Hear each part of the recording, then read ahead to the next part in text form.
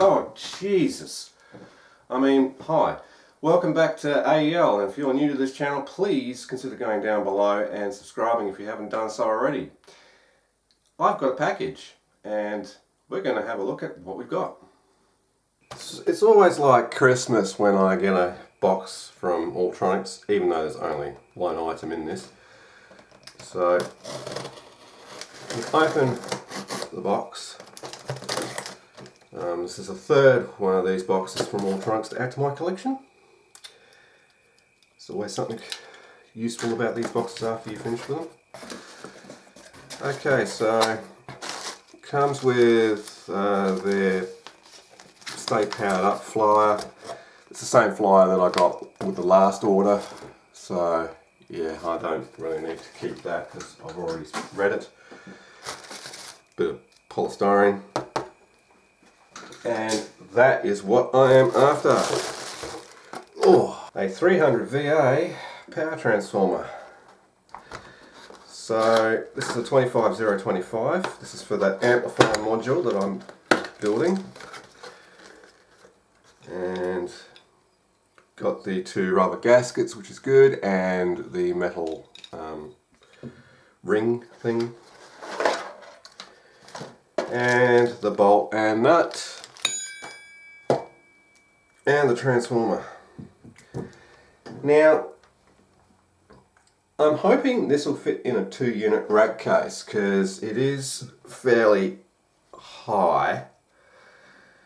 Although I do have a rack case sitting next to me which I can eyeball the transformer. Yeah, it should just. The issue with the sticky tape there. So, what I need to do first is work out what wire is what.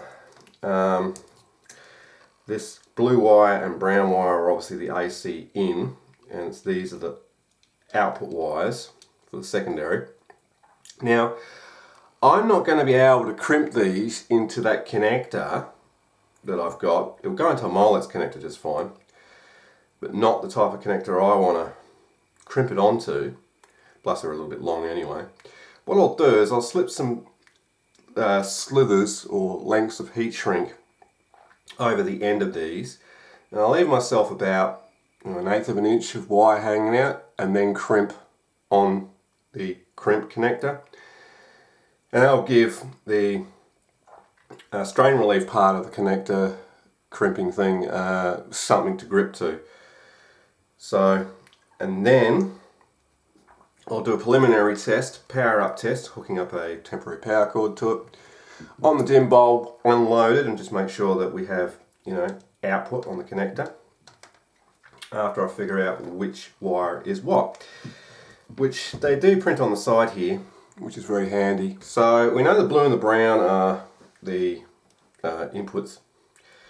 So one set of windings is, if you go from the active side in the same direction, orange and white is 125 volt 6 amp winding, and black and red is the other, and so black has to connect to white to make the center tap, which then leaves the red and the orange as the 25025 outputs. And this is also date coded September 2024, which is nice, not that old. Okay, so what I'm going to do is I'm going to, don't know what's with this tape. What I'm going to do is I'm going to wire up the plug connector to the leads, wire up an AC connector to the input. I'll try and get these to separate from each other.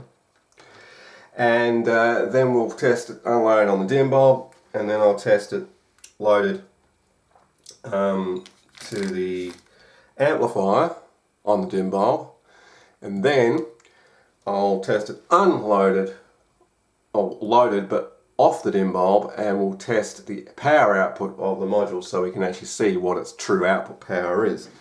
Because I'm only guessing it's 200 watt, it probably might be a little bit less than that. But yeah, also notice this is a freaking huge bolt, like diameter wise. That's like an 8mm bolt. Wow. The 160 VA transformers only come with like a 5mm bolt. So anyway, let me get to heat shrinking these. I don't have time right now to do it because I've got to go to work early today, so I've got to get ready. But in a few seconds for you, we'll have some progress, and probably a couple of days for me. That's kind of what I meant. I ended up cutting off the tin part, stripping it back on all of the wires there, just so it was stranded copper that we're crimping to. It gives a much more solid connection. They seem to have crimped alright. I don't think there's going to be an issue. Didn't mean to bend that. It shouldn't pull out, so might go with that. I mean, I could, if I wanted to, put a drop of solder at the crimp point just to make a more stronger bond. And in fact, I might actually just do that as a course of action. But before I do that, I just want to make sure that the windings are still intact. So it's red and black and orange and white. Alright, between the red and black windings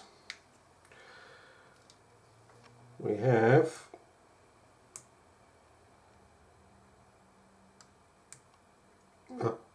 about 0.7 of an ohm, close to an ohm. I mean, if my meter would range correctly, it'd be nice.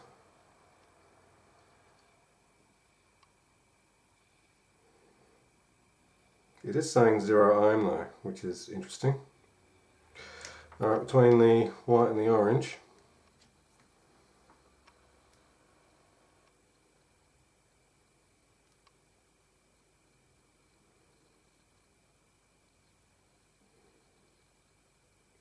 .1 of an ohm. Does seem quite low ohmage. So across the primary, we have about 4.6 ohms.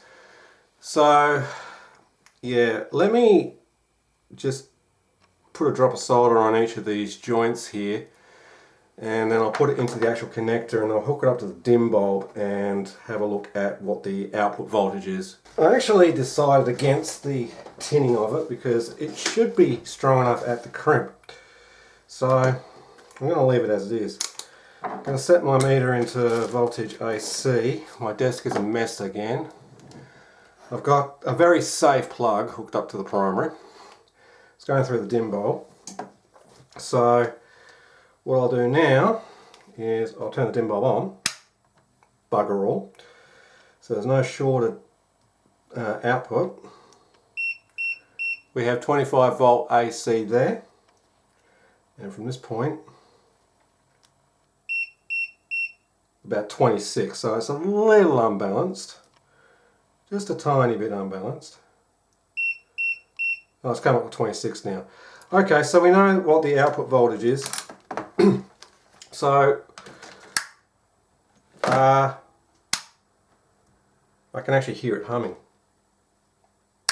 Anyway, I'm going to hook it up to the amplifier now and just see what the dim bulb does. I need to quickly bolt it to a heatsink though. Right, got everything hooked up. Might have to redress this because it's actually twisted 180 degrees on itself and making it straining a bit.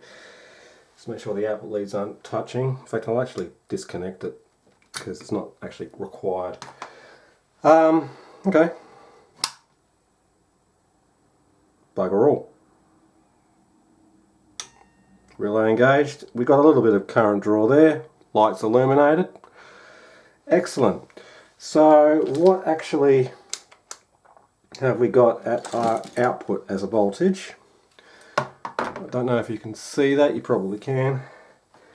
So I have to find a ground point, which is there, and it's there. Got minus 45 DC, so it needs adjusting on that one. And minus 47, 46, something like that on the output of the second amplifier. So yeah, that needs readjusting. That's probably going to start to get quite warm because that's dealing with quite a bit of ripple. I can actually feel the temperature of that is starting to increase. But it's running off of the transformer. And there's no smoke, hardly any current draw, and box of birds is all I can say for this. Now, if you're doing something similar at home with a transformer just loose like this with really questionable wiring, you do so at your own risk. I am not advocating that you do exactly what I do, because it can be unsafe if you don't know what you're doing, and if you come into contact, especially with the AC side of that transformer, it can give you a nasty bite. And speaking of voltages, I want to just see what the supply rails are. I didn't bother to check that, so I put it on ground. One supply rail.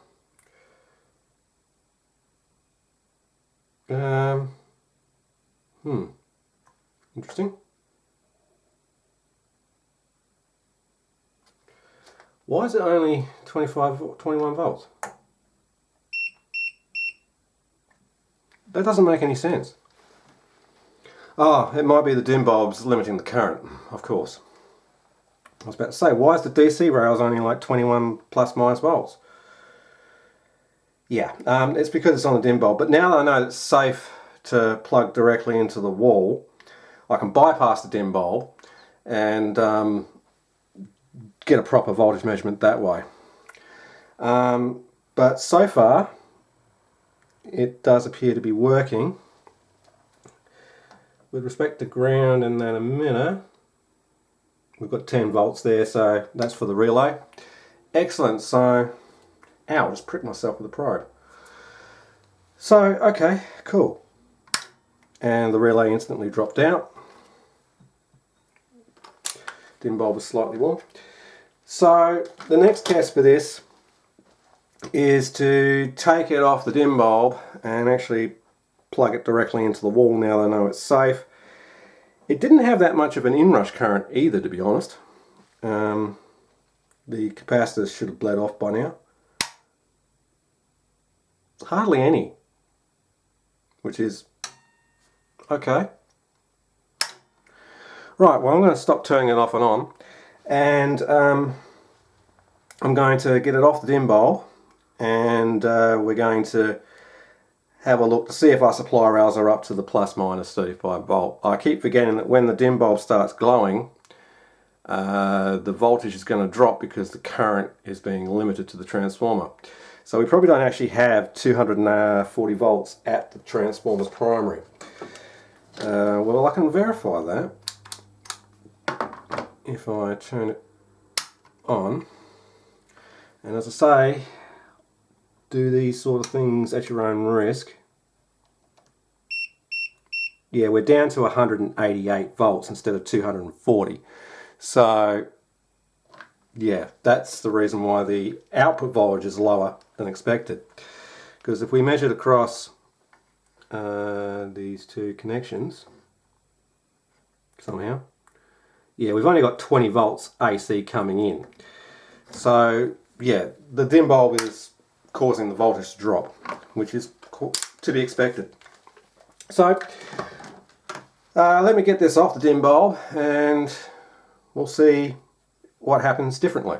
Okay, so it's off the first dim bulb and it's now on a different dim bulb I've built. This is a two globes in series type idea with bypass switches, so I can actually bypass the globes and then we can come up to full line voltage.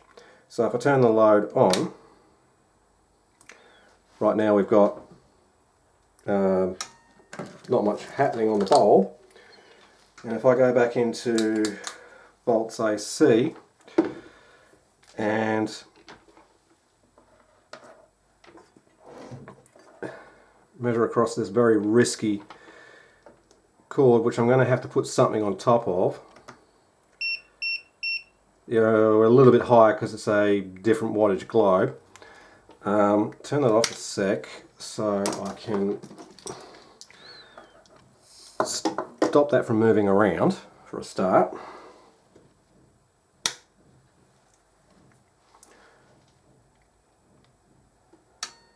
And if I bypass the right hand globe, we're now running at full voltage. So AC wise, we're up to the 240 volts.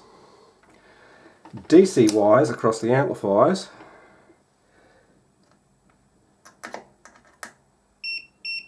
$33. Okay, that's fine. 33, 33, 34 roughly. And as for the output offset, damn it, still at the minus 45 volts, so that hasn't changed much. Okay, so they will need to be adjusted.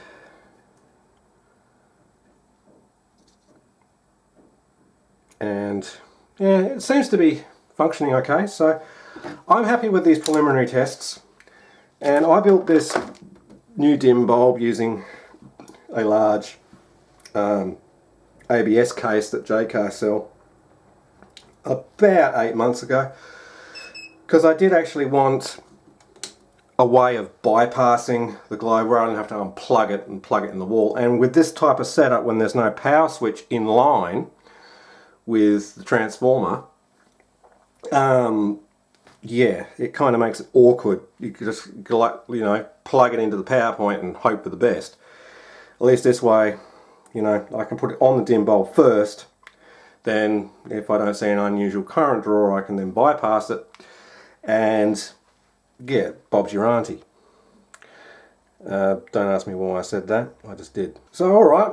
Well, we know that the supply rails are a little bit lower than expected. It should have been closer to 37, but that could be because of loading and stuff. The next test of this would be after I recalibrate the DC offsets, is to put it into the dummy load in the oscilloscope and actually test what its output power is. So that might be a good idea to do next. Okay, the amplifier is re-zeroed on both channels and it's hooked up to a dummy load, 8 ohms only, because it's bridged. And as we can see, we're starting to get an output, so I'll increase the gain. Whoa. I blew a resistor. Yeah, it blew open a 220 ohm, I think. Whoa, that stinks. And now there's DC on the output. That was an epic fail. And further testing looks like we've blown the output stage on this side as well. Ah, shit. Well, okay, so we'll never know what the power output is. I don't know why this channel blew and not the other one, but okay. So what I might do is I might pop the fuses out of that side just to verify that the other channel is still working. Don't know what that was. So I'll just pop these fuses out. They didn't blow. This 220 ohm resistor here has gone complete short circuit. I don't know if it's the resistor short circuited or the transistor it's connected to is. So That's disconnected now. I'll just move my multimeter out the way. Ah, shit. So the thing is turned back on. Okay, so the other channel looks like it's still working, so I'll just change my ground point to the actual ground point, which is there, and I'll turn the DDS back on. Oh, that one just blew as well. The transistor just blew up. I blew an amplifier up. Yay! First amplifier I've ever blown up. Awesome. Bit disappointing though. Look at that. You try and drive to full power and the transistor just blows. Holy shit. I'm going to have to probably invest in better power transistors, because that PMP has just shit itself. I got them online from an eBay seller, so they may not be good enough. So, well, we've just destroyed 2 output stages. It couldn't even go to full power before it just went. Alright then, well, that's the end of that. So I'm going to have to now get some new output transistors and see if these drivers are still okay. Replace that burnt resistor, check all the other transistors, make sure there's nothing completely rooted now, and change the output stage, because, well, it appears that it does not work. I might have to change the type of power transistors to more expensive ones. So I will be coming back to this. If anyone's got suggestions of what output transistors I should be using that are better than the TIP 35 and 36C respectively, let me know, because these must be fake transistors. Even though I did buy these same transistors off the same guy for the other 15 watt per channel amplifier, but it's running at a lower voltage. Okay, so they're ultimately fake transistors, which is unfortunate, which means I'm going to have to now rebuild the whole entire thing, output stage wise, and yeah. Anyway, I'm going to leave this video here. If you enjoyed it, please remember to like, comment and subscribe below, and I'll see you in the next one. So this is Yashro 30 saying thanks for watching, catch you later. What a shame.